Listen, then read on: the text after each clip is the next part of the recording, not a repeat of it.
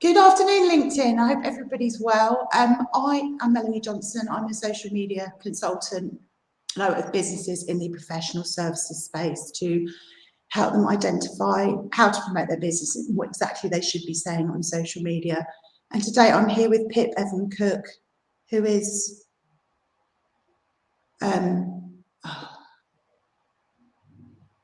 we're having trouble posting to LinkedIn. This may be a problem with LinkedIn. We'll keep trying.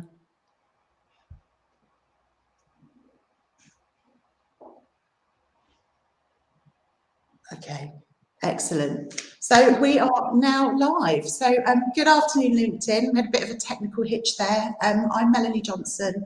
I'm a social media consultant and I work with businesses in the professional services sector and individuals to help them really get clear on what they should be saying on social media and how to lay the foundations and navigate that messaging. And this afternoon, I'm here with Pip Evan-Cook, who I will let introduce herself, but the purpose of this live series is really to help business owners get to grips with some of the common challenges that Pip and I probably hear from our different clients. So Pip, over to you. Do you want to introduce yourself?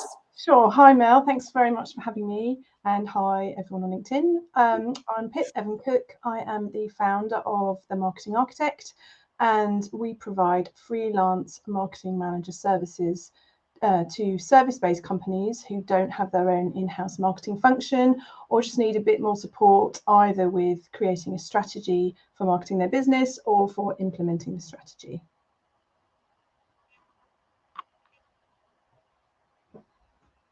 Mel seems to have frozen.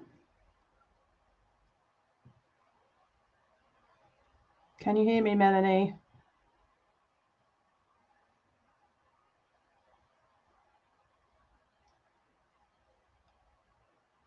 I guess this is one of the joys of going live.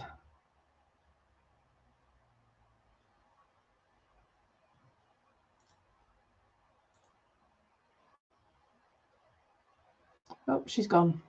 I guess she'll be back in a minute.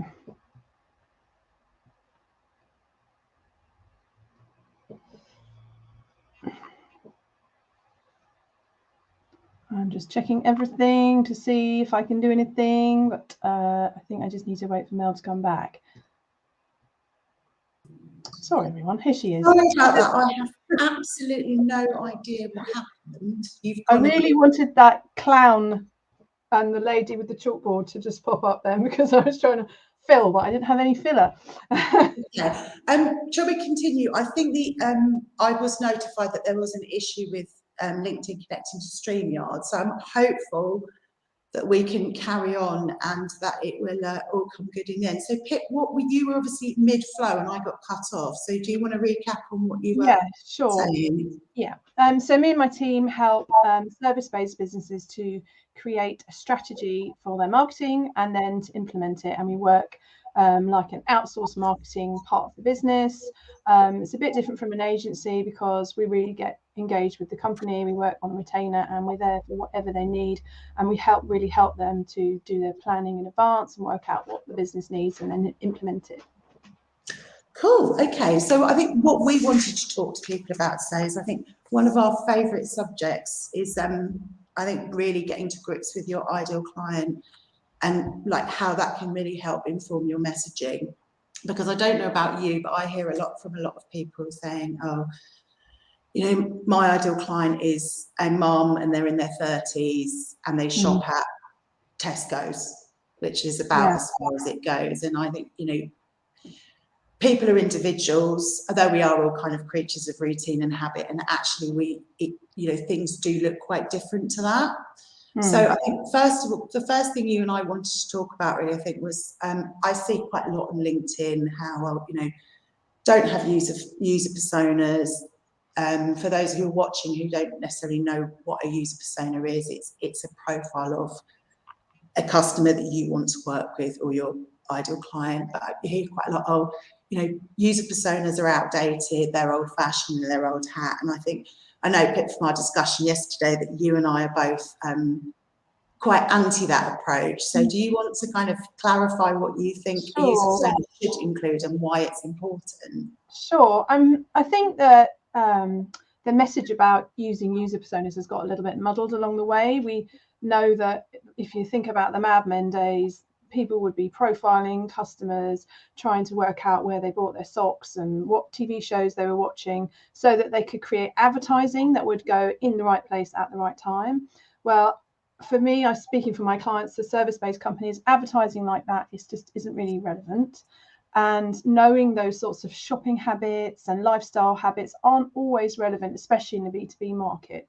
Yeah. So with my clients, instead of that, I look at trying to establish some other types of criteria so that you can create more of a loose user persona, which is based on things like what values your ideal customer holds, what kind of transformation they're looking for, the benefits that they're looking for, what some of their objections might be, and the kind of triggers that might push them to make a decision and think, right, enough's enough, I need to get some help with this problem. Yeah, I think that's really important. I think particularly not so much talking about advertising, but then putting that into practice is really important to think about their habits. Yeah. Because, you know, particularly with social media or email marketing or other types of marketing to a certain extent, you can have them right, you could write the most brilliant post, but if nobody's going to see it because they're not online at that time and they're not engaging, or you're not necessarily in the right place, it may fall a little bit flat. I mean, for me, I think having those really clear user personas makes it so much easier to write and develop content because you've got that end user in mind and you know exactly who they are. Yeah, and if you don't know what the habits are, it's more or less impossible to design a marketing strategy that will reach that person. And sure, you can market to everyone, but who's got time to post on every single social media platform and be in every kind of media just in the hope that you might run into someone who actually wants to buy from you? It's just not possible for small businesses.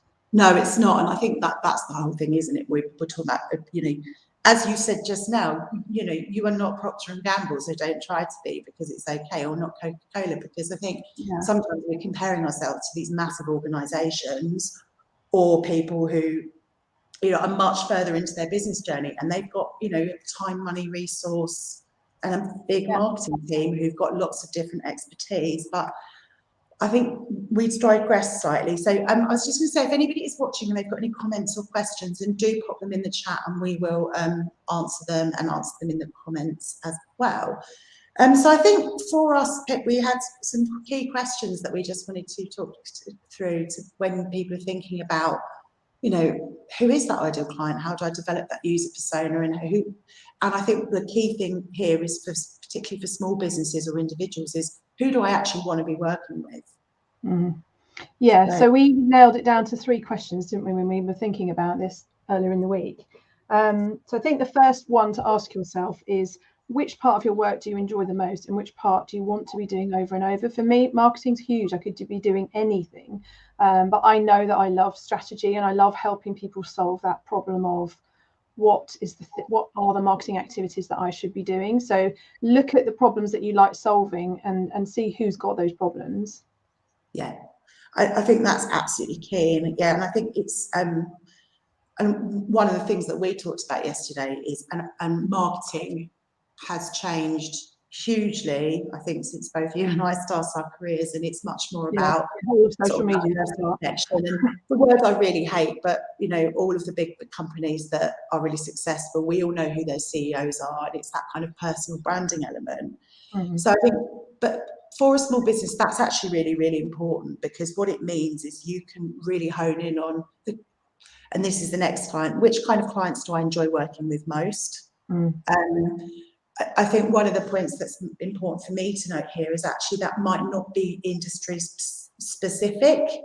It may be, and then I think the ones that are aligned with your values, because if you've got in the work that we do, and similarly if you're a coach or an accountant or a sales trainer, you've got to build that trust with somebody. And I think it's much easier to build that trust and that relationship if you're both on exactly the same page. And if you're an accountant that is, you know, very keen on looking at ways that people can kind of move money and not pay as much tax, you're probably not going to be as aligned with businesses that are purpose-led or kind of want to build social proof. So I think it's interesting to just really kind of hone in on that values piece and think about like what your key values are as a business. Yeah, exactly. And that's why so many companies are kind of pushing on, not without being too cynical, pushing on the sustainability side of their business, because they know that we all care about it so much and it's so important. So that's why, I mean, a lot of firms I'm seeing lately have an entire tab on their website about their sustainability credentials for that exact reason. Yeah. And then I think this is the last key question that we have probably both had to overcome. So who out of all my potential clients has the most desire to hire me in the ability to pay me what I earn, what I want to earn? Yeah, it's sad, but if you have built a perfect service for a client that can never afford to pay you, it's just not going to go anywhere. And I think you mentioned when we spoke earlier that the great thing that you can do is if you can find enough well-paying clients, then you can offer pro bono to people that you really want to help as well. Yeah, I think this is, I mean, I was chatting to someone last week, this is how it came up, and she said, you know, she's like, you know, with everything that's going on in the world, you know, we've all had a rocky 3 years. She said, I feel really like sort of nervous about promoting myself and my services at the moment because, you know, I think, you know, for a variety of reasons. And I said to her, but if you choose to work, I don't know how many hours of work a week this person works, those hours and somebody's paying you properly and you're helping them to grow your business, you can use the rest of that time to do something that you love. And it might not be pro bono work, it might be to doing some you know, volunteering at the food bank, or, you know, whatever that other thing that you are as passionate about, because you've created that lucky position of you not having to kind of scrabble around to find those clients, because and that can in itself be, you know, quite demotivating and quite draining, because it may not be your marketing. The reality is that maybe those people are targeting just cannot afford that service at the moment. Yeah. And if once you've got an established business with regular revenue, you can set up more easily accessible sort of, you know, shop type items that people can download and work on for themselves and things like that to help that part of the market. So yeah, that you've got to go where the money is, unfortunately. Sadly, okay. But Tom Cruise. So we've kind of just we've sort of touched on the points around what, you know, how do you identify the ideal client? And I think what I see a lot of people doing, and I maybe you know, it's very difficult sometimes to do your own marketing, is identifying what your what is the transformation you offer, or what is the end result? Because I think that being really clear on that is really key. And I think quite often it's the piece of work and research that businesses perhaps don't do or don't think about, because people are a little bit worried about asking for feedback, I think sometimes, because we all have these kind of internal barriers, like, God, what are they going to say about me? I don't want to ask I really want to know. And I think also people are quite, I mean, you know, we all do. If someone will ask you to write a review and you'll say, yeah, and then you'll just forget about it, and that person feels a little bit reluctant to chase you. So I think when you're doing this piece of work of honing in your ideal client and trying to nail your messaging, it's really important to go out there and talk to those clients that are valuable to you, or people within the market that you're looking to target, to find out what they think about you, how you can help them, and what are some of the different gaps. What are the gaps that maybe need plugging that you could do differently or someone hasn't identified before? So what's the I think one of the key questions you said to ask people is, what's their idea of heaven versus what's their idea of hell?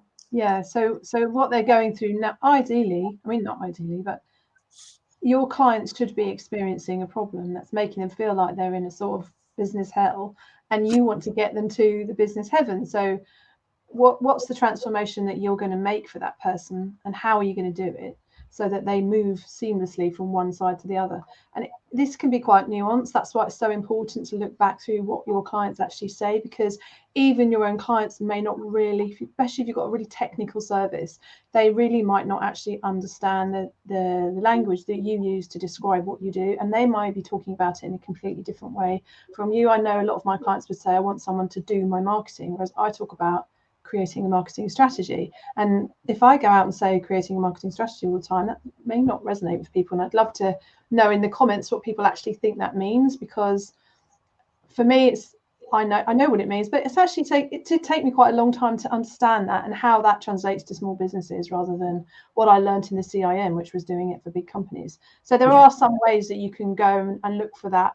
Apart from nagging your customers to death, you can go back through sales conversations and pick out the parts where your clients were telling you what their problem was, and make a note of their exact language. And you can look at your testimonials and see how they phrased it before. And if you edit your testimonials, make sure that you really stick to keeping the language and the problems.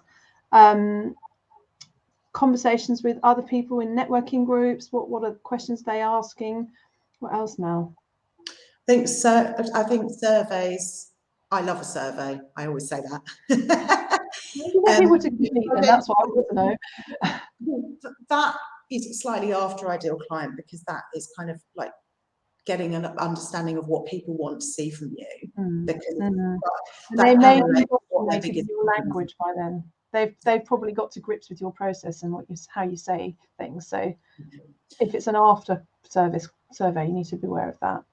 Yes, and I think, conversations with existing clients, and quite often when I'm doing sort of, I guess, pre-development, like the kind of kicking off that process of working with somebody, or we're doing, because I do some kind of social media training and coaching. Quite often, if you're on Zoom, and I do record those calls sometimes, because actually that's when the gems come out. And quite often, looking back at those recordings can help you identify exactly what people's problems are, because it tends to come out rather than when they write it down, which sometimes can be a little bit difficult for people. So, absolutely. And I have seen in some places people recommend logging into Amazon and looking for the top performing books in your sector, and then checking out all the comments that people have made about the book. Because in those comments, sometimes people clearly say what problem they were trying to solve by reading the book, and that can be really helpful. Yeah, and I mean, there's other things, if we don't want to get too technical, like things like Answer the Public, where you can see the most frequently asked questions that are asked about your industry or a specific service or keywords. So there's lots of different ways of doing it, but I think for small businesses, and if you're wanting to get to grips with your marketing strategy, I think the best way to do it is just simply to look back through those emails, think about the questions you get asked all the time, what do people say to you at networking, and just going out and talking to people. Pip, would you agree before we? Yeah. Cool. Okay. And then I think one of the things that we wanted to touch on, which is less linked to Ideal's client, is kind of more about nailing your messaging, is that uncomfortable question that always comes up around, how you need to kind of build an emotional connection with your audience. You might know the exact stat, but I think it's something like 83% of our purchases are based on emotion. Because they're emotional beings. I had a really quite funny example of someone who used to be a client of mine and is our kind of friend, and she said to me, when the first four-wheel drive BMW came out, I think it was I'm not very good with cars. She said she just wanted this car so much, and she was like, "This is my goal." She had it on her vision board. She said, I don't care about cars, I'm like, but it could be. And she said, and then she sat, and then somebody she worked with had this car, and he said she could drive it, and she got in it and she drove it. And she was like, it was just a car. Wow. Obviously, that marketing and the relationship we had with BMW had created that real kind of emotional, kind of connection of like, I really want this, I really need it. But that actually wasn't related to any kind of sort of, I guess, practical need. Yeah, yeah. So I think it's really important to be mindful around creating that emotional connection and thinking about how you do that. And I think one of the things that I quite often get asked, because most of the people I work with are within that professional service space, and we all say these days, you know, tell a story, you need to create a personal brand. But actually, quite often, I think people feel very uncomfortable about that. Yeah. And you know, you might be watching this and you might think, well, I don't necessarily want to be sharing information about my kids or my cat or what I did on Saturday night. Or you may feel like I'm not one of those people who's got this huge story, you know. I didn't grow up in, I didn't grow up in poverty and then, you know, reach these great heights because I had to work really hard, or whatever that's, you know, whatever that kind of story might be. And I think for me, it's really breaking down, and this goes back to the values piece we talked about a minute. What are those things your clients care about? And how can you share those things that are going to resonate with them, but be okay with what your boundaries are, essentially. It's a really hard balance to get, isn't it? And we've worked with clients before where we've said, look, you really need to show a bit more of yourself to the general public, because otherwise they've got no way of developing that know, like, and trust with you that they need to have in order to choose you as their service provider.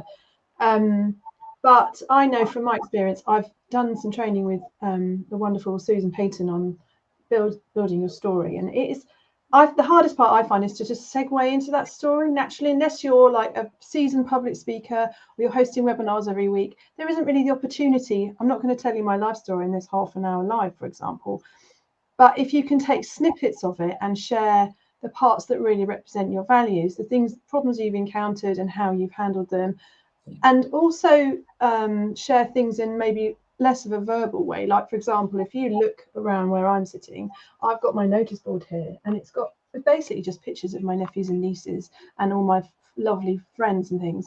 And that kind of showcases my lifestyle a little bit. It makes it look like I've got a bit more going on than I'm just a marketing automaton. So, you know, visual cues can work really well, as well as what you actually verbally say.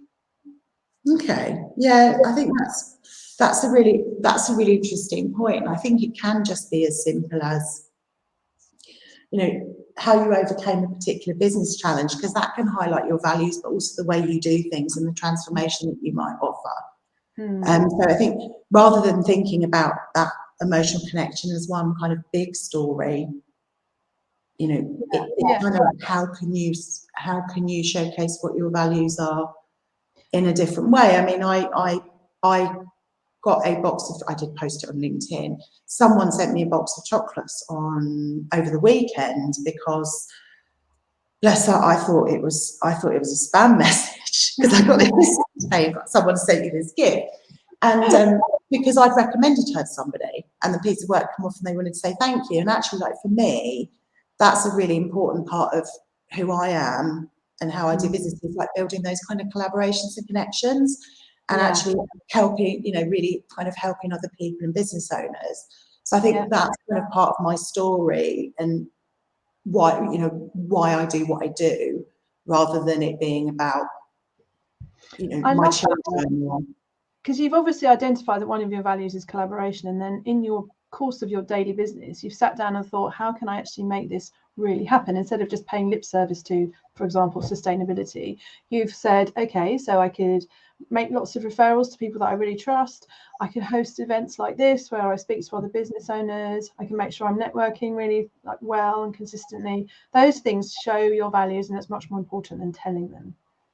Yeah, I think that's a really good point, and I think we will kind of finish up in a minute, but I think a couple of things you've mentioned here is this kind of sustainability piece, and I think when we talk about sustainability, I think, you know, businesses that have a purpose, you know, will, you know, given the kind of climate that we live in and the things that, I sound really old, the younger generations care about, you know, are really, really important. So I think having that kind of really thinking about what your values are, and that may very well be around kind of sustainability, but I think when we talk about sustainability now, we're actually talking, we tend to think about kind of the environmental impact.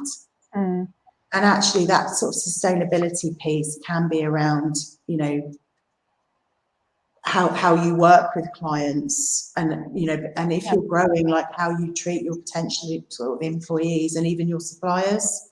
So making your business sustainable in kind of different ways that matches with your values, as much as thinking about that positive and negative impact you're having on the environment.